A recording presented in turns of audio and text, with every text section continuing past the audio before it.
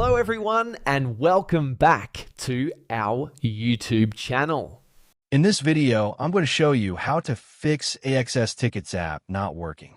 First, to resolve this issue, we will first head over to our device settings. From here, scroll down and tap on General. Once you're in the General Settings tab, look for iPhone Storage option and tap on it. Over here, you can either search for the app or you can scroll down and look for it. Then, tap on the app. On the next screen, you need to tap on the Offload app option. A confirmation pop-up will come up. Now tap on the Offload app option here.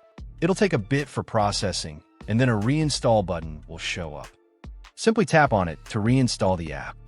This should resolve the issue, but if it doesn't, then you need to check if the app is running an older version.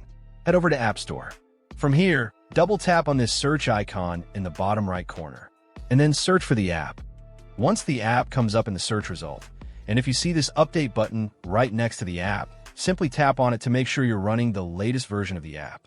However, if you continue to encounter this issue, then you will need to completely reinstall the app, which usually resolves the problem.